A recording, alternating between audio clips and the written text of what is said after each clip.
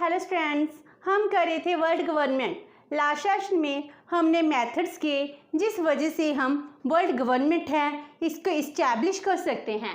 And आज हम इस सेशन में करेंगे जो वर्ल्ड गवर्नमेंट है इसकी क्या इम्पोर्टेंस है and hindrances to establish world government. World government है आज के टाइम इस्टेब्लिश नहीं हुई तो वर्ल्ड गवर्नमेंट हमारा फ्यूचर हो सकती है, लेकिन इसमें क्या क्या प्रॉब्लम्स हैं वो क्रिएट हो रही हैं। जो वर्ल्ड गवर्नमेंट है, वर्ल्ड गवर्नमेंट की इम्पोर्टेंस क्या है और critical evaluation of the world government, इसकी जो क्रिटिसिज्म्स हैं अभी बहुत कम है, क्योंकि वर्ल्ड गवर्नमेंट है ये कौन सा कॉन्सेप्ट है, एक आइडियल कॉन्सेप्ट है जो किसके ऊपर बेस्ड है, इंटरनेशनल पीस एंड सिक्योरिटी को मेंटेन करने के लिए जो नेशंस हैं अपने सॉवरेनिटी किसको देंगे, एक सेंट्रल अथॉरिटी को देंगे, जिस वजह से पूरे वर्ल्ड में international peace and security maintain हो पाएगी। और ये बहुत ही आइडियल पीसफुल कॉन्सेप्ट है, तो इसकी बहुत ज़्यादा इम्पोर्टेंस है। जो इंटरनेशनल रिलेशन में सबसे फेमस थिंकर हैं मॉर्गन थाउ, वो क्या कहते हैं, अगर वर्ल्ड गवर्नमेंट है जो इस्टेब्लिश हो जाती है तो सबसे पहले बेनिफिट क्या होगा, यूनिटी ऑफ ह्यूमन काइंड। जो ह्यूमन काइंड है डिफरेंट रेसेस में डिवाइड है वो सभी क्या हो जाएगी, यूनाइट हो जाएगी, क्योंकि वर्ल्ड गवर्नमेंट के अंडर क्या होगा, एक वर्ल्ड फेडरेशन होगी। जैसे हम एक स्टेट में रहते हैं, हम एक नेशन में हैं, नेशन में डिफरेंट स्टेट्स में रहने के बावजूद भी हमारी नेशनैलिटी क्या है, एक है, हम इंडियन कहलाते हैं। तो ह्यूमैनिटी क्या है, हमारी ह्यूमैनिटी भी डिवेल्प होगी अगर हम डिफरेंट रीजन्स में हैं लेकिन फीलिंग में वननेस होती है। तो वर्ल्ड गवर्नमेंट पूरे वर्ल्ड में जो ह्यूमन काइंड है उसको यूनाइट कौन कर सकता है, वर्ल्ड गवर्नमेंट कर सकती है। Number 2, world wide social change. World government को इस्टेब्लिश करने से पूरे वर्ल्ड में सोशल चेंजेस आ जाएंगे, पॉलिटिकल स्ट्रक्चर है वो चेंज आ जाएगा, ह्यूमन का एटीट्यूड है, बिहेवियर है वो चेंज आ जाएगा। हम सब ह्यूमन अपने आप को एक समझना स्टार्ट कर देंगे तो सोशलाइजेशन होनी स्टार्ट हो जाएगी।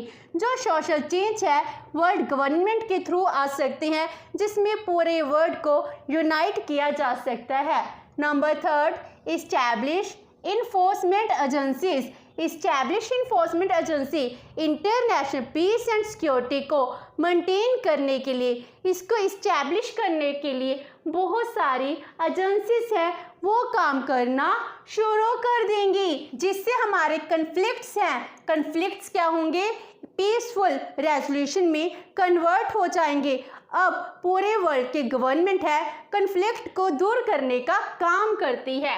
Next is it can eliminate the balance of terror. आज के टाइम में हम बैलेंस ऑफ टेरर में जी रहे हैं। बैलेंस ऑफ टेरर का जन्म क्यों होता है, जब न्यूक्लियर वेपन है, इससे अगर वर्ल्ड वॉर होती है पूरा वर्ल्ड क्या हो जाएगा, डिस्ट्रॉय हो जाएगा। न्यूक्लियर वेपन की ओवरकिल कैपेसिटी है, तो इसीलिए हमको डर है अगर कहीं वर्ल्ड वॉर हो गई तो इससे पूरे वर्ल्ड का विनाश हो सकता है। तो इससे टेरर, फियर, डर का जन्म होता है। तो ये डर को खत्म करने का काम कौन कर सकते हैं, only and only world government. Next is creation of an ideal preponderance of power. Meaning अगर हम पूरे वर्ल्ड को साथ कर देंगे तो इससे प्रीपोंडरेंस ऑफ पावर, जो पावर है बहुत इकट्ठी हो जाएगी, अकमुलेट हो जाएगी। प्रीपोंडरेंस ऑफ पावर है जिससे जो हमारी प्रॉब्लम्स हैं वो भी सॉल्व हो जाएंगी। बैलेंस ऑफ टेरर है, फियर है, ये सब खत्म हो जाएगा। इंटरनेशनल लेवल पर कोई एक नेशन है पूरे पावर का सामना नहीं कर पाएगी, इसीलिए वो सभी डर जाएंगे। तो ये एक बहुत ही आइडियल कॉन्सेप्ट है जिससे पावर को प्रीपोंडरेंस किया जा सकता है, जिससे पीस एंड सिक्योरिटी को मेंटेन किया जा सकता है। एंड ये प्रीपोंडरेंस ऑफ पावर है जो वॉर को एलिमिनेट कर सकती है। डिटरेंस का काम कौन करता है, प्रीपोंडरेंस ही करती है। इसके अलावा कोई भी इंटरनेशनल लेवल पर वॉर को कंट्रोल नहीं कर सकती है।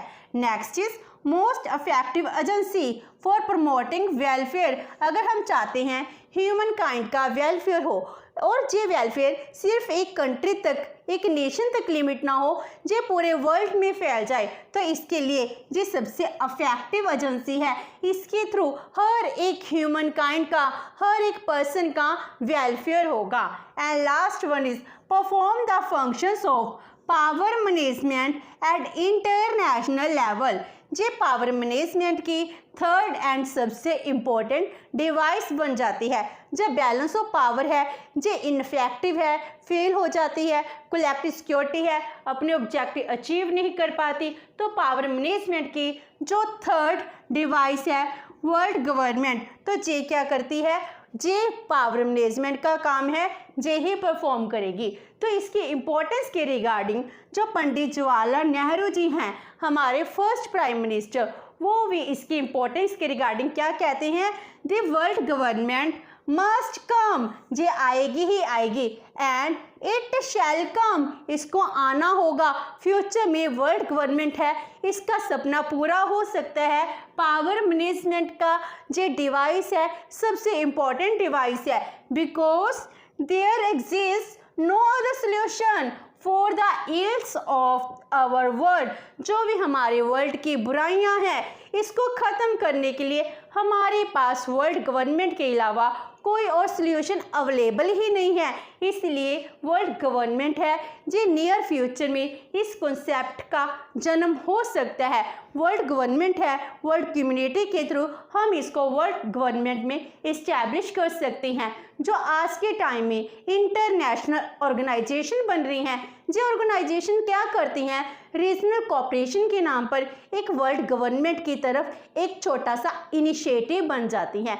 इस तरह इसकी बहुत ज़्यादा इम्पोर्टेंस है।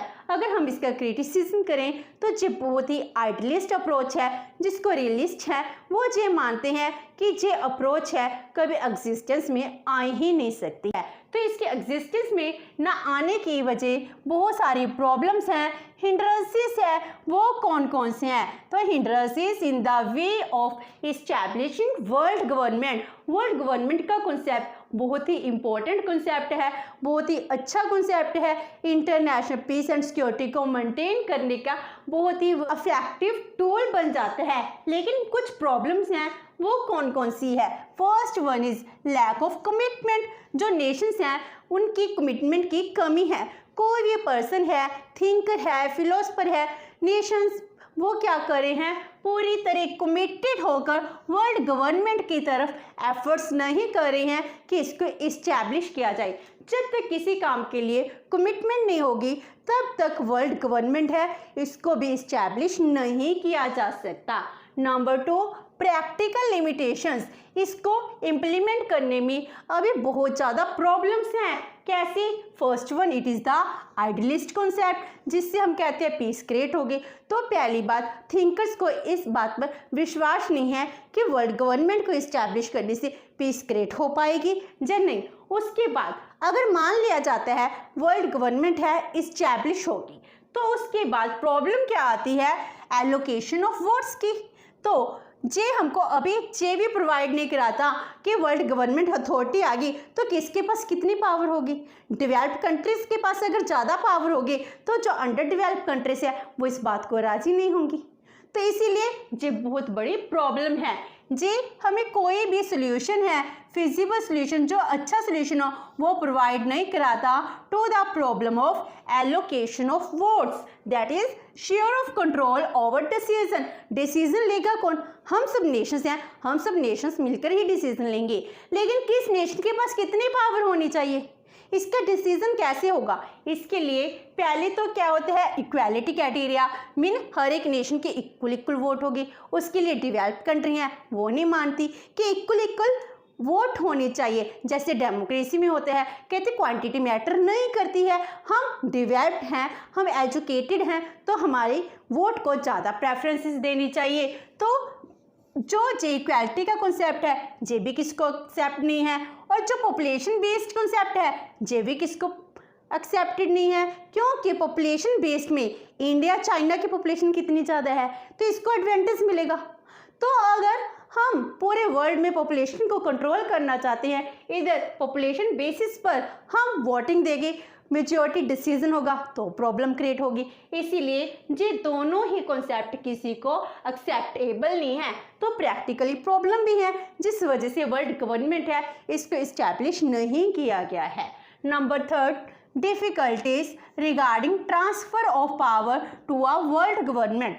वर्ल्ड गवर्नमेंट को अगर पावर ट्रांसफ़र करनी है तो इसके रिगार्डिंग और भी ज़्यादा डिफ़िकल्टीज हैं।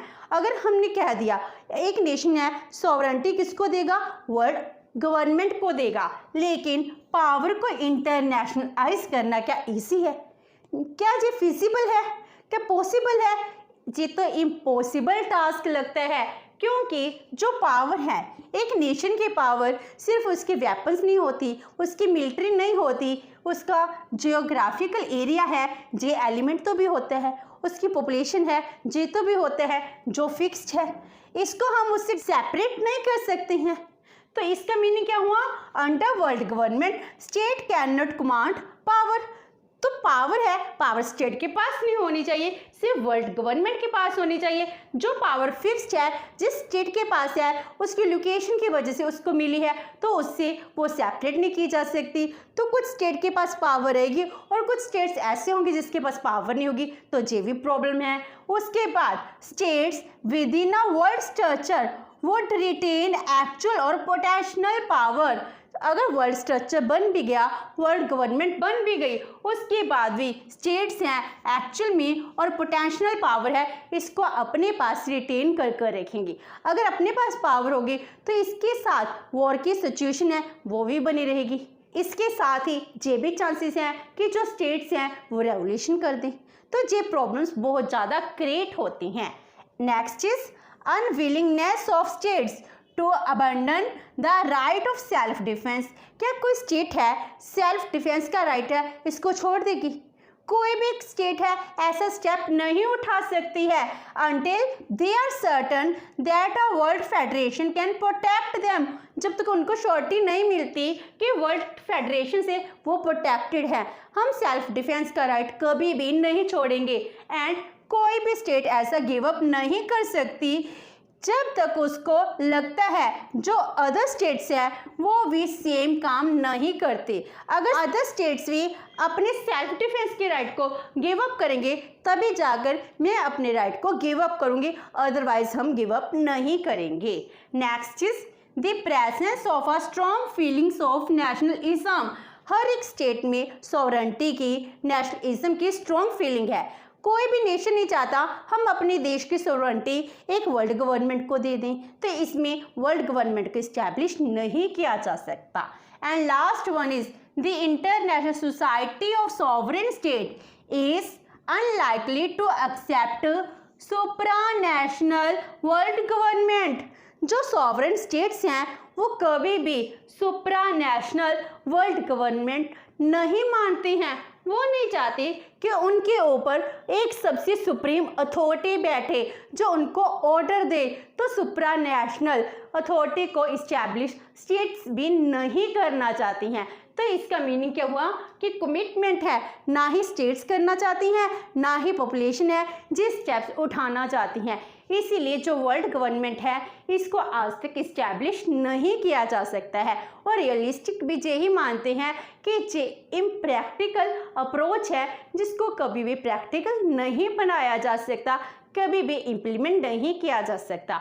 तो ये आने वाले टाइम में ही देखा जाएगा कि वर्ल्ड गवर्नमेंट है इसको इस्टेब्लिश किया जा सकता है, ये नहीं किया जा सकता है। लेकिन वर्ल्ड गवर्नमेंट है इसकी कुछ इम्पोर्टेंस भी है, बेनिफिट भी हैं, जिससे हम क्या कर सकते हैं, एक इंटरनेशनल लेवल पर पीस क्रिएट कर सकते हैं, पूरे वर्ल्ड को एक नेशन बना सकते हैं। जो हमारा कॉन्सेप्ट है कि जो ह्यूमन काइंड है उसको जो टेरिटरीज हैं वो बाउंड नहीं करते हैं, तो एक नेशन के बाउंड्रीज के बाहर भी उसके एग्जिस्टेंस है, हम इसको एक्सेप्ट करते हैं under the world government. With this हमारा वर्ल्ड गवर्नमेंट का टॉपिक है जी कंप्लीट होता है। होप सो कि आपको ये सेशन अच्छा लगा होगा। अगर आपकी कोई क्वेरी है तो post it comment box and video अच्छी लगी तो please like and share with your friends. Thank you so much and have a nice day.